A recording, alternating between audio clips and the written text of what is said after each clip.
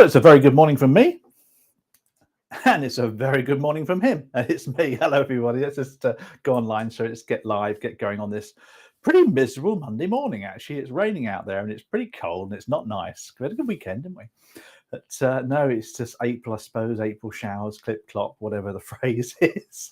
Okay, so hope everybody's well. Good to see you. Thanks for coming online, watching this live, or the recording, however you watch that, or the podcast. Of course, we put this out as a podcast each Monday, and we've been doing these live streams now for about 4 or 5 years, which is great fun.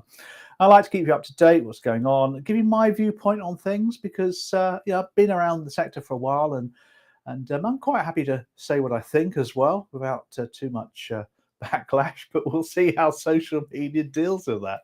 Anyway, a couple of topics for you today, because not an awful lot's happened in the mortgage world, apart from spring was about to bounce, and a lot more houses coming on the market. Bit of a boost for Easter coming up in 2 weeks' time. It's always a good time for the housing market to get busy, isn't it? And I'm sure you're really busy anyway. Now, we've got the new tax year, of course, starting day after tomorrow, I think it is. No, it's 5th to the 6th, or is it 6th to the 5th? One or the other. Anyway, it's starting in a couple of days' time, and it affects stuff. So we're going to give you an update on that. And I'm also going to give you a little update on the Equity Release Council. That's coming up in our show this morning. In our show, that sounds rather grand, doesn't it? This is not a show. I'm not a TV personality. People say that, don't they, on podcasts? Welcome to my show. There you go. They've got their own radio show, for goodness sake. What is the world coming to? Now, let's get on to our first topic then for you. And I'm going to head over to the whiteboard for this one. So allow me to do just that. There you go. All right, so we've come up on the whiteboard now. I just want to give you an update, really, on the new tax year. Now, why do you need to know about this sort of stuff? Well, it may well be that you're doing some exams, or you're planning to do some exams, or whatever your plans are. So what I want to talk about now is the new tax year. Here we go. Tax year, which of course is 22-23. Because in this country, we do April to April, because we like to do things differently here in the UK, don't we? Now, the new tax year, of course, brings about all sorts of issues for mortgage advisors, financial advisors, etc. Now, if you're doing exams, either your CMAP or your CFs or your ROs or whatever it is, you will get tax information given to you in the exams. But you do need to know what's happening, what's going on, so that you can make some amendments and keep yourself up to date with what's happening. The good news is there's very few changes to the exam syllabuses when it comes to tax years. So you've got 2 exams, as you're aware of. Of course, you've got the good old LIBF, who love to change their name on a regular basis. They are amending their CMAP materials in July this year. Not a lot of people know that, but July 22 is when they're going to be changing their syllabus. The CII, the Chartered Insurance Institute, who've been the CII for donkey's years, actually, they're changing theirs, as always, in September. So you need to think about that, but it doesn't really actually make an awful lot of difference this year. That's the point I'm making. So let me just give you a quick rundown of some of the figures that are occurring. First of all, there's a few changes. As I said to you, the personal allowances and things are not budging. So the personal allowance, which is the amount of tax-free, there you go, income that you're allowed, remains the same as it was last year. And that, just for the record, is 12,570. 12,570. That means, of course, that you can earn that amount of money free of any tax. So that's good news all around for you. Now, they're changing the national insurance threshold in a couple of years' time to meet that one as well. So that's coming up in the future, because that is in the future. Now, the higher rate thresholds, the thresholds that kick you into higher rate tax, high rate tax thresholds, there you go, are staying the same as well. This is what they call fiscal drag, which sounds awfully painful, doesn't it? Which means that typically they would increase these by at least inflation, so that people's pay rises, etc., stop them from going into higher rate tax, because the thresholds keep changing. But for the next few years, they're keeping them as they are, because the government need all the money they can get to pay back the pandemic spending. So these are charged at 52.70 is the figure for you, 52.70. What that means, as you can appreciate, is that somebody would, broadly speaking, have to be earning more than 50 grand to make them a higher rate taxpayer. Now, as a mortgage advisor, you will make a note of people's salaries and things, profits, and it's useful to know if somebody's going to be a higher rate taxpayer for that particular year. So that's high rate tax. Everything else stays the same. Different colour pen here for you.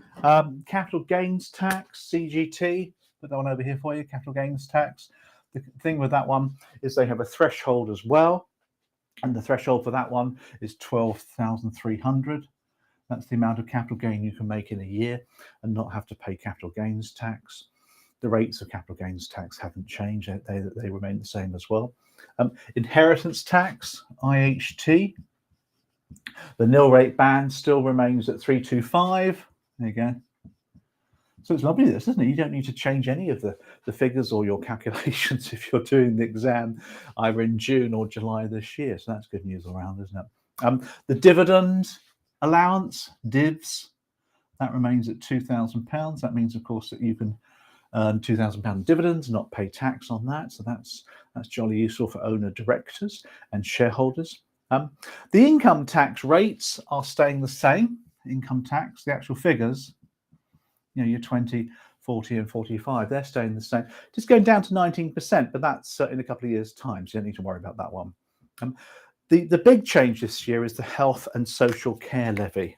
Let's just put that on there for you. The health and social care levy. Here we are.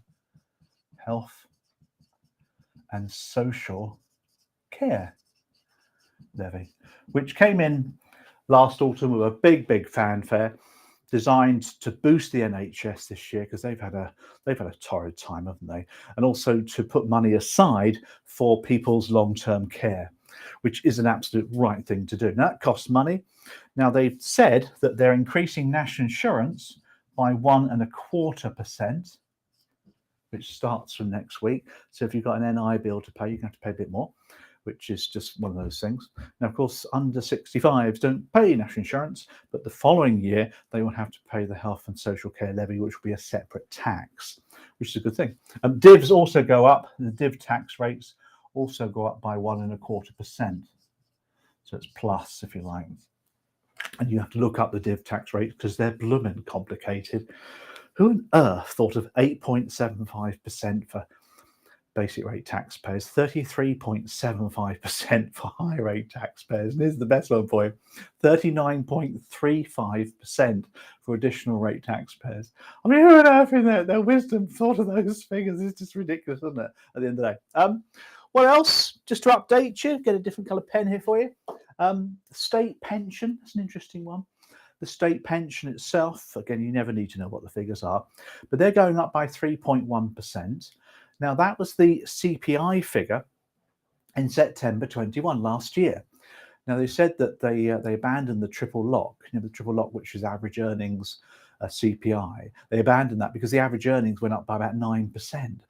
Of course, the problem is that inflation itself is not far off that figure. So this September, if inflation is, 6, 7, 8%, the state pensioners could get a nice little pay rise next year. So my old man's happy with that one because he's on state pensions. Okay, he's quite pleased about that. But of course, inflation is ravaging everybody. So of course, even pensioners have high gas bills to pay. So kind of helps in a kind of way, doesn't it? The triple lock, of course, is back in 2023, they said. The last figure for you, just to keep you up to date, is the pensions. Let's squeeze that one over here. Sure, can you see that one from where you are? We just about see that one. Pensions. Now, personal pensions, SIPs and things come up in the exam quite a little bit. There's figures for those, tax relief numbers, etc., etc. But the big one is the lifetime allowance, the LTA, as they call it. They love an acronym, don't they? The lifetime allowance. Now, this stands, get the right figure for, £1,073,100. It's the same as well. So all of these figures, as you can see, are all the same as they were last year. That's the good news. Now, just to remind you, the lifetime allowance, that's the most pot that you can create from your pension contributions without having to pay extra tax. So if you keep your pot below that figure, then you won't have to pay any extra tax on it when you retire. It's much more complicated than that, of course, but essentially that's what it is. 1 million seems like a lot of money, of course, to retire on, but it actually won't produce you that much money. I read the figures that if you were to turn that into an annuity at age 65 or something, it's only going to give you sort of 25 grand income for the rest of your life, which is good, don't get me wrong, but it does appear that 1 million does seem a lot more money than that. It's come right down over the years. But tax relief on pensions is very generous. So there's an update for you on taxes. So if you got your exams around about the June-July mark, you will get all this new information. It'll be our new tax sheet for you anyway. All our material's been up to date with these things. We're updating our stuff in June time. In fact, we're starting to do it now. In fact, we do it as we go, because it's right that you have the up-to-date information where we have to wait for these months to change everything.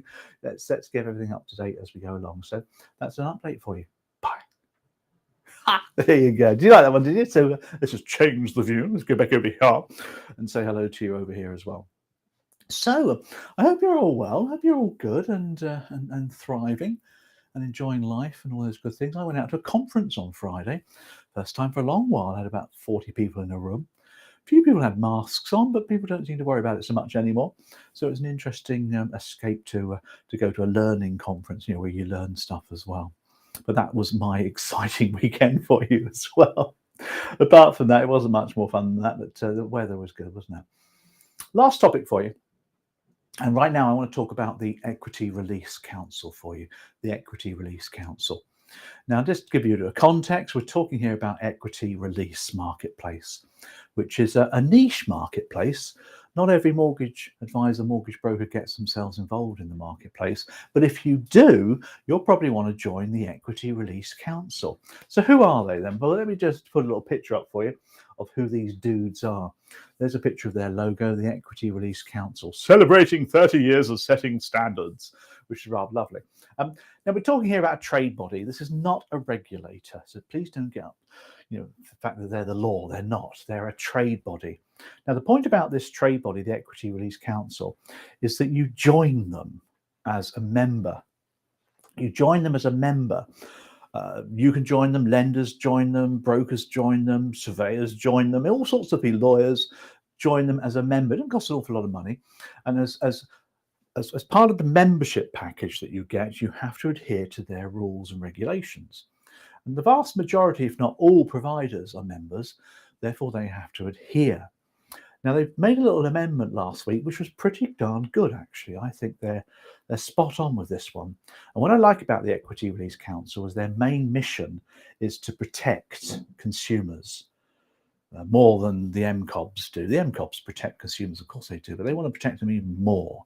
And I like that. And they're very up to date as well. Good bunch of people. So if we head back to the slides there for you, just give you some visuals. I've got here for you a screenshot of their website. As you can see here, we've got about the Equity Release Council, a consumer-centric trade body focused on key themes of lobbying, high standards for consumer thought leadership on how wealth can help financial challenges. It's a nice little phrase, isn't it? And it's all very good. Just zooming in a bit further into the website, if you're considering an equity release plan, they recommend you talk to a member of the Equity Release Council. And there's a little database there where you can actually find who's a member, who's not. So if you're in the mortgage market, if you're in the equity release market, you really should be a member of the Equity Release Council. It's pretty good stuff, really. Now, the important thing is, though, that they have standards and they have principles to follow. Over here is another little visual for you. These are a part of their website. A key role that is central to the process of considering which is why the FCA requires customers to seek advice when releasing equity. And they have these statements of principle. Let's just highlight that for you so you can see my statements of principle. There you go, my little highlighter pen. They have statements of principle. Now, these statements of principle basically give advisors principles that they must follow in order to provide the right advice to their clients. Now, of course, all good advisors would do anyway. I totally get it. We're all regulated under MCOBs and we've got all sorts of principles coming out of our ears, haven't we? But the Equity Release Council have 5 or 6 principles to promote public confidence in the marketplace, to act with utmost good faith, which is one that's done the rounds before, to communicate to customers with high expectations, in other words, to communicate cleverly, clearly, and all those good things, to deal with any conflicts of interest if there are any, such as arranging a mortgage for a company, a person buying a property, or equity releasing a property where they're getting into a retirement home, and maybe you're on the board of directors of that retirement home. So there's examples there for you. Exercise skill, care and diligence, of course, which we always do, and act with the best interest of clients. Now, I love those principles, but the FCA have done those anyway. In the new Consumer Duty, it's all there, all wrapped around. But here's the big one for you. Here's the big one for you, because they have product standards. And this is the one that I think is really important. So this is which back to those visuals for you. Now, the product standards are all about making sure the products are right. Now, here we have a little quote here from David Burrows, Chairman of the Equities Council. Nice chap. Standards are at the heart of the Council's reason for being, he's saying there. It is committed to ensuring, let's just flick back there for you. We lost that one, didn't we? Let's go back. It is committed to ensuring robust standards are in place to protect consumers as they seek to fund even longer retirements in later life, and to help ensure they receive the best possible outcomes. A lovely phrase, that, isn't it? But what they have 5 standards, and they've just added the 5th one, which is why I wanted to give you an update for you. So let's illustrate to you the standards that they have. So this is a screenshot of the equity release protections. Now I'm going to zoom in here so you can see that a bit better, because it's a bit small, isn't it? Just change mine into a little dot. Yeah, that's better, isn't it? Now this is the first one: lifetime mortgages, which is the majority of the products really. Interest rates must be fixed, or there must be a cap for the life of the loan. No mucking about here with 2, 3, 4, 5-year fixed rate mortgages. These are lifetime fixes. And bear in mind, of course, these can be sort of 15, 20, 25 years. The big problem with that, though, is redemption penalties. Anyway, come on to that one. Number 2, you have the right to remain in your property for life. And that's important, that one. Number 3, you have the right to move to another property as long as criteria is met. So you can port your lifetime mortgage to another property. The 4th one there, the product must have no negative equity guarantee. This means that when your property is sold, and agents, solicitors' fees have been paid for, there's no negative equity to worry about. And that's really important. Now, here's the 5th one, the big one. You have the right to make penalty-free payments subject to lending criteria. All products should include a facility for customers to make voluntary repayments. That's brand new, that one. And also, all the lenders, of course, who are members of the council, have now made their products, subject to lending criteria, of course, the ability to make lump sum payments. There will be limits, of course there will be, because they don't want to redeem the whole thing. But if you want to make extra payments whenever you want to, there's not going to be any penalties for that. And I think that's really, really important change to the whole thing. Just to add for you, the standards we put into our revision guide, the equity release revision guide, which we give out to people on boot camp, and we're going to reset for marketplace later on as well. So as you can see, the Equity Release Council's been quite busy with some changes, and I like that 5th product standard. It means that some lifetime mortgages are getting much more flexible now, a lot easier for clients to accept, and the ability to make lump sum payments to reduce the outstanding debt is a good thing. It really is, without any penalties. Because in the old days, lenders had all sorts of clauses and penalties built into their products, which is one of the reasons why they recommended people take out independent legal advice in order to check the conditions, etc., of what they're getting into. Maybe that ruling might go in the future as the lenders in the marketplace issue products that are a lot more convenient for customers, fairer to customers. With the new Consumer Duty coming in, they have to do that anyway. So maybe the additional cost of independent legal advice may not be necessary moving forward. I hope so, because it's quite an expensive fee they have to pay. If you're releasing equity from your property, you have to go and talk to a specialist lawyer about all of this and get it all signed off, which is great when the products are a nightmare and it's a bit of a wild west. But now it's much more regulated, the products that have been created for these equity release customers. Remember, if you want to get into this marketplace, and you should, you should, there's no doubt about it. If you're a mortgage advisor and a mortgage broker, you should be able to access equity release products for your clients. It's just no reason why you shouldn't do that. You have to get the exam and you have to get some extra permissions as well. So there's an update for you on Equity Release Council. I hope you've enjoyed that. There we go. That wraps things up for us, doesn't it? It's coming up to 12:20, so we've been talking for about 20 minutes or so. As always, if you want to ping some ideas over to me for future topics for these live streams, very welcome to accept those and add some extra topics. What we do with a lot of these additions for you is we put these into the boot camps. You get videos on the boot camp with everything in there as well, all up to date, which is what we like to do. What's going on in Tivoli Studios this week? Well, we've got our second episode of the CMAP 3 podcast on Saturday. On 10 o'clock on Saturday morning, I'm doing a live audio podcast for about 30 minutes. We've got a 12 series CMAP 3 podcast, which I think is going to be really popular because people struggle with CMAP 3. And the podcasts are great things to listen to whilst you're in the gym or walking the dog or whatever it is. So we've got that coming up on Saturday. And I'm taking a day off on Friday, I think. So we're looking forward to taking a day out to enjoy the local area, really, which is what we're planning to do. Other than that, you don't want to hear about my holidays, do you? Hopefully you get a little bit of a break as well.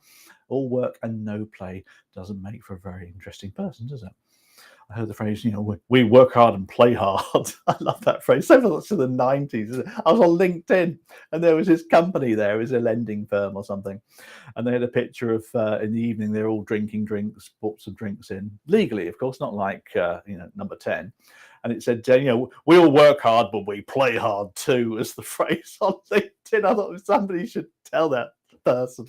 This is not the 1990s anymore. Life has changed. So you should take a break, really. Work hard, play hard. It's ridiculous, isn't it? Anyway, enough of that. Hope you enjoyed the update for you. We'll see you all again next week. Have fun. Enjoy yourself. Bye for now. Work hard, play hard. There you go. Enough of that. Was it lunches for wimps, they once said, didn't they? Was that Gordon Gekko said, lunches for wimps? And apparently that let loads of people have sandwiches at their desks from there on, isn't it? You should talk to French, really. They take proper lunches for an hour or 2 hours every day. Anyway, enough of that. Talking too much. See you all soon.